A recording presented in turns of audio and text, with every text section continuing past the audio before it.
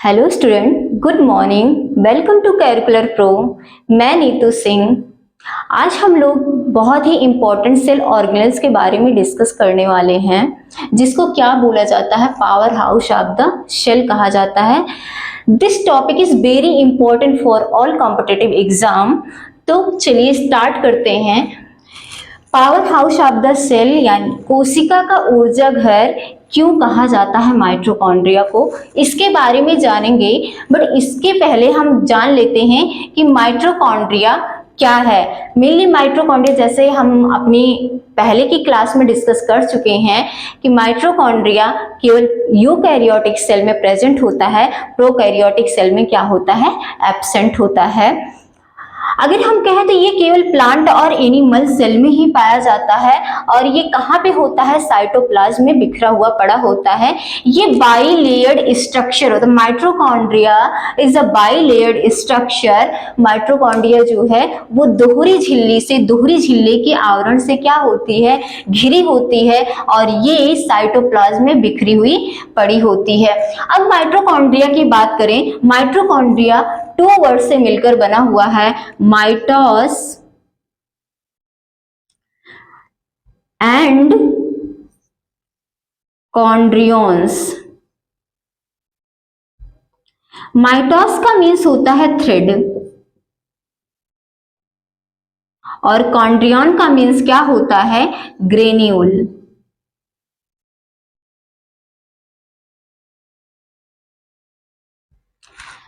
तो हमने क्या जाना कि माइटोकॉन्ड्रिया 2 वर्ड से मिलकर बना हुआ है, माइटोस से और कॉन्ड्रियन से। ये लैटिन वर्ड है जिसका मीन्स क्या होता है, थ्रेड ग्रेन्यूल्स, यानी कि इसका जो स्ट्रक्चर होता है वो थ्रेड लाइक ग्रेन्यूल, समसूत्री कोशिका भी किसको कहते हैं, माइटोकॉन्ड्रिया को कहते हैं। अब माइटोकॉन्ड्रिया की हम ब्रीफ हिस्ट्री जानेंगे कि माइटोकॉन्ड्रिया को डिस्कवर किसने किया और माइटोकॉन्ड्रिया नेम किसने दिया, इसके बारे में हम लोग डिस्कस करेंगे। तो सबसे पहले माइटोकॉन्ड्रिया को कोलिकर ने देखा था, मसल सेल में देखा था। सबसे पहले माइटोकॉन्ड्रिया को किसने देखा था, कोलिकर नामक साइंटिस्ट ने। किसमें, 1857 में। कहां पे देखा था, इंसेक्ट की मसल सेल में देखा था। इंसेक्ट की मसल्स में देखा था और उन्होंने इसका नेम क्या दिया, सैक्रोसोम। कोलिकर ने क्या दिया इसका नेम, सैक्रोसोम बताया। उसके बाद आफ्टर सम ईयर, कुछ सालों के बाद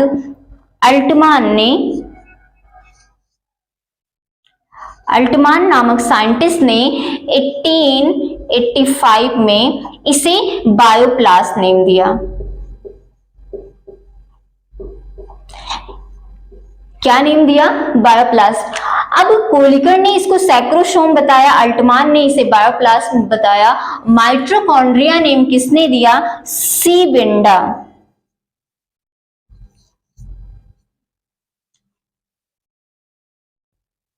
सी विंडा ने इसे माइटोकॉन्ड्रिया नाम दिया।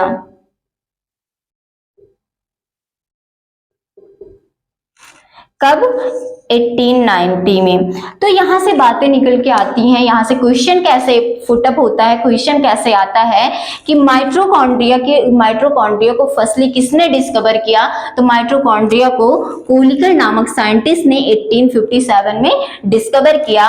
बायोप्लास्ट नेम किसने दिया, तो बायोप्लास्ट नेम अल्टमान ने दिया और माइटोकॉन्ड्रिया नेम किसने दिया, तो माइटोकॉन्ड्रिया नेम किसने दिया, सी विंडा ने दिया।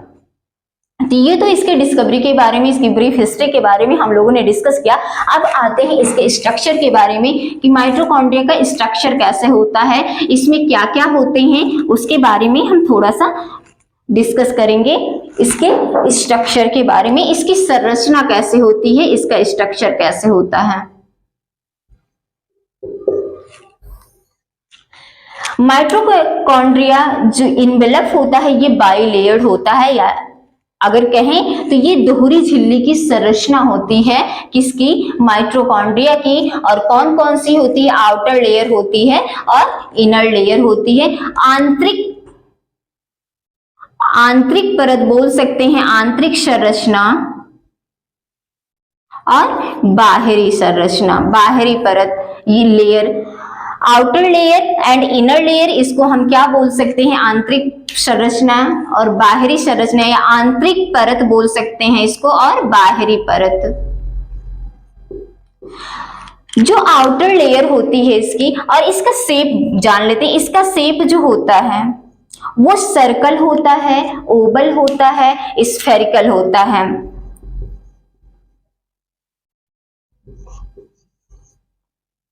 हम ये नहीं कह सकते कि माइटोकॉन्ड्रिया केवल सर्कल शेप में होती है, केवल गोलाकार होती है या अंडाकार होती है। अलग अलग सेल्स में, जैसे प्लांट सेल हुआ या एनिमल सेल हुआ, तो प्लांट सेल में अलग टाइप की होगी और एनिमल सेल में अलग, इसका शेप जो है वो अलग होगा।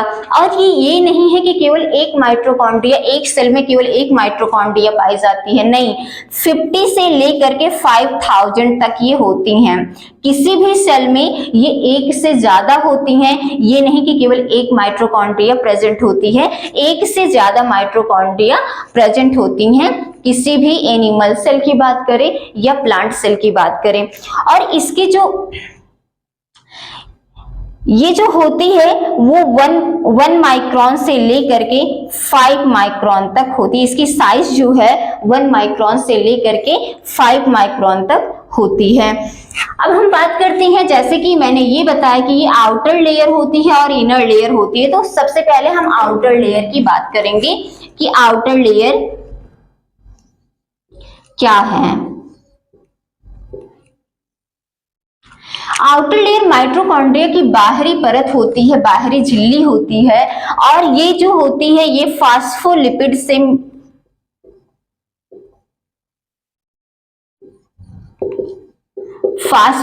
एंड प्रोटीन से मिलकर बनी होती है। फास्फोलिपिड एंड प्रोटीन से मिलकर बनी होती है, और इसकी जो थिकनेस होती है वो 60 एंगस्ट्रॉन से लेकर के 70 एंगस्ट्रॉन तक होती है। और इसके जो कंसंट्रेशन, इसके लिपिड का जो आउटर लेयर के लिपिड का कंसंट्रेशन होता है वो इनर लेयर से, जो इनर लेयर होती है उसकी कंसंट्रेशन से कहीं ज्यादा होता है। The concentration of lipid is more than inner layer. इसका मतलब ये है कि जो लिपिड का कंसंट्रेशन होता है वो क्या होता है, इनर लेयर से ज्यादा होता है, किसमें, आउटर लेयर में। और अब बात करते हैं हम इनर लेयर की। इनर लेयर जो है वो बहुत ही इंपॉर्टेंट होती है,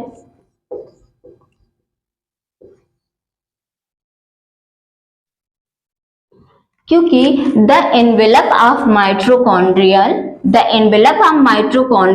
inner layer show the finger like projection which are called cristae। या जो इनर लेयर होती है ये क्या होती है, ये अंगुली के समान संरचना होती है,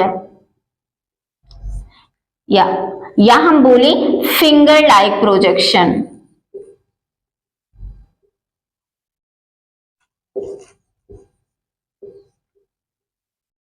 और इसी को हम क्या बोलते हैं, इसी को हम क्रिस्टी बोलते हैं।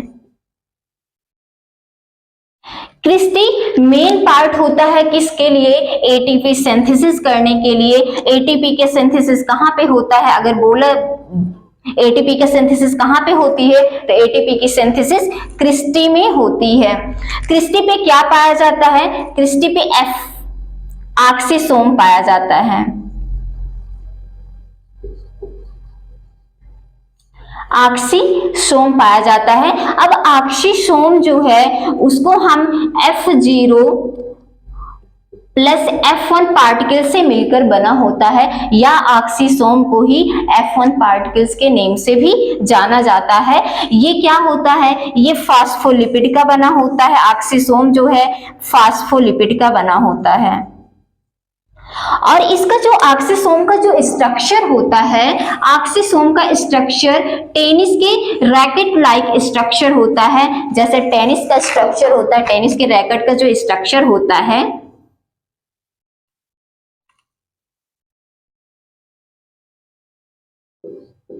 ये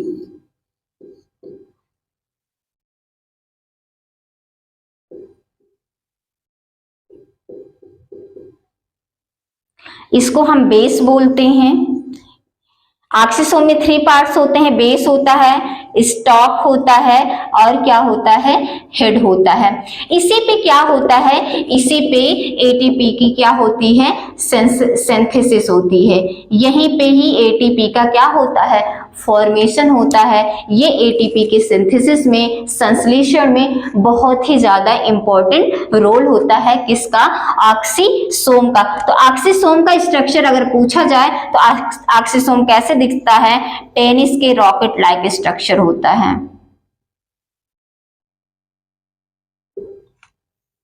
टेनिस रॉकेट लाइक स्ट्रक्चर होता है जिसे हम क्या बोलते हैं, ऑक्सीसोम बोलते हैं। अब आता है मैट्रिक्स। मैट्रिक्स क्या होता है, अब देख रहे हो यहाँ पे, जैसे कि यहाँ पे दिखाई दे रहा है, ये जो लिक्विड सब्सटेंस होता है,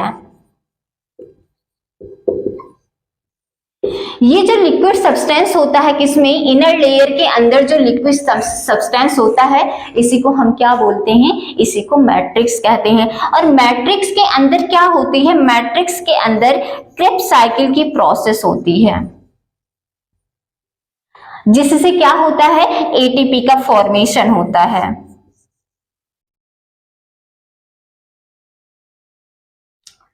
फॉर्मेशन ऑफ एटीपी। और मैट्रिक्स में ही कई सारे क्या पाए जाते हैं, न्यूट्रिएंट्स कंपोनेंट्स पाए जाते हैं, जैसे प्रोटीन, कार्बोहाइड्रेट,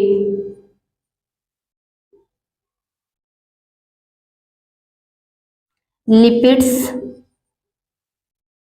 और क्या पाए जाते हैं, जेनेटिक मटेरियल भी प्रेजेंट होते हैं, डीएनए, आरएनए, राइबोसोम्स। ये सब कहाँ पे प्रेजेंट होते हैं, ये सब मैट्रिक्स के अंदर प्रेजेंट होते हैं। जो ये लिक्विड सब्सटेंस है, इसी में ये सारे न्यूट्रिएंट्स कंपोनेंट्स और जेनेटिक मटेरियल क्या होते हैं, प्रेजेंट होते हैं। जैसा कि आप देख रहे हो यहाँ पे क्या प्रेजेंट है, डीएनए। तो ये तो थी इसके स्ट्रक्चर के बारे में कि इसका स्ट्रक्चर कैसे होता है। अब बात करते हैं फंक्शन।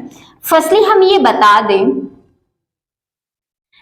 इसको power house of the cell, जैसे कि मैंने बताया था कि मैं अभी बताऊंगी कि इसे power house of the cell क्यों बोला जाता है, कोशिका का ऊर्जा घर इसे क्यों कहा जाता है।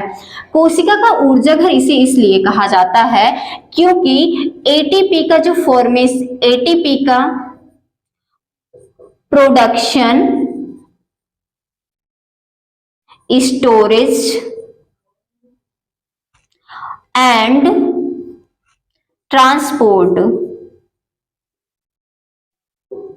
तीनों प्रोसेस ये कहां पे होती हैं, ये तीनों प्रोसेस माइटोकॉन्ड्रिया में होती हैं। इसीलिए क्या बोला जाता है इसको। और जो ये प्रोसेस होती है, ये क्या करती है, ये एटीपी को स्टोर करने का भी काम करती है, ट्रांसपोर्ट करने का काम करती है और एटीपी के प्रोडक्शन में भी काम करती है। तो यही हमारा क्या कहलाता है, इसीलिए हमें क्या बोलते हैं, इसको कोशिका का ऊर्जा घर कहते हैं। अब इसमें और होता है, दूसरा क्या है, सेलुलर रिस्पायरेशन। ये बातें समझ में आई होंगी कि power house of the cell क्यों बोला जाता है, क्योंकि एटीपी का इसी में माइटोकॉन्ड्रिया के अंदर ही एटीपी का प्रोडक्शन भी होता है, स्टोरेज भी होता है और ट्रांसपोर्टेशन भी होता है। तो हम बात करते हैं सेलुलर रिस्पायरेशन की या एरोबिक रिस्पायरेशन की।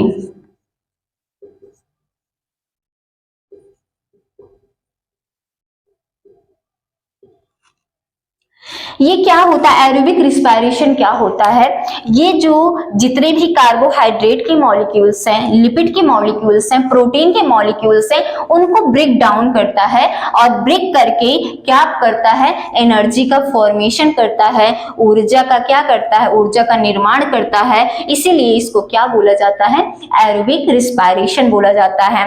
अब सेलुलर रिस्पायरेशन, ये सेल को क्या करता है, सेल को, जैसे कि अगर हम बात करें तो हम काम करने के लिए, किसी भी कार्य को हमें करने के लिए किसकी जरूरत होती है? एनर्जी की जरूरत होती है, ऊर्जा की जरूरत होती है। ऊर्जा हमें कहाँ से मिलती है? जब हम ग्लूकोज हमारी बॉडी में प्रॉपर अमाउंट में होता है तब हमें क्या मिलती है? तभी हमें क्या मिलती है? एनर्जी मिलती है।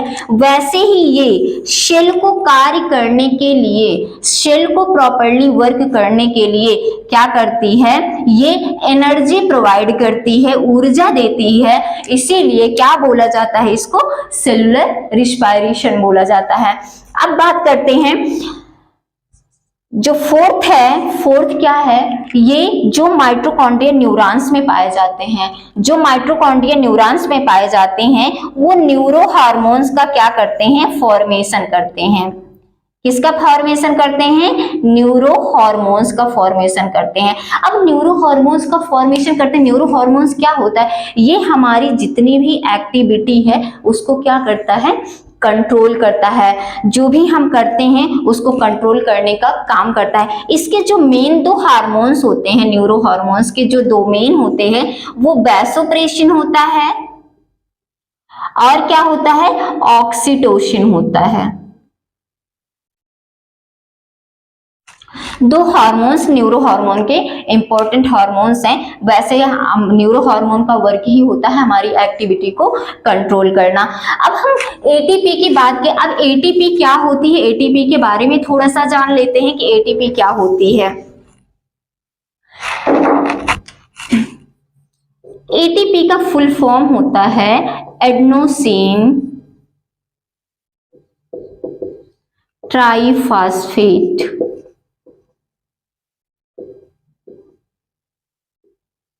इसको डिस्कवर किसने किया? इसको डिस्कवर किया कार्ल लॉह मैन ने। इसको किसने डिस्कवर किया? कार्ल लॉह मैन साइंटिस्ट ने इसकी डिस्कवर किया। इसको खोजा। किसको? एटीपी को। और एटीपी को किस नेम से जाना जाता है? एटीपी को एनर्जी करेंसी के नेम से जाना जाता है।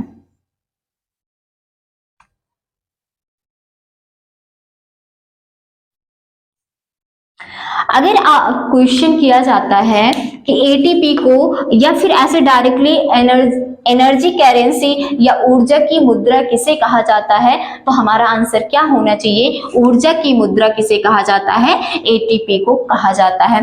तो ये था हमारी माइटोकॉन्ड्रिया के बारे में कि माइटोकॉन्ड्रिया का डिस्कवर किसने किया, माइटोकॉन्ड्रिया का स्ट्रक्चर कैसा होता है, माइटोकॉन्ड्रिया के फंक्शन क्या होते हैं, इसके बारे में हम लोगों ने डिस्कस किया। अब जो इसमें क्रेब्स साइकिल की प्रोसेस होती है, क्रेब्स साइकिल को हम अपने नेक्स्ट क्लास में डिस्कस करेंगे क्रेब्स साइकिल के बारे में कि क्रेब्स साइकिल क्या होती है और क्रेब्स साइकिल से कैसे एटीपी का फॉर्मेशन होता है, उसके बारे में हम अपने नेक्स्ट क्लास में डिस्कस करेंगे। Thank you so much for watching my videos.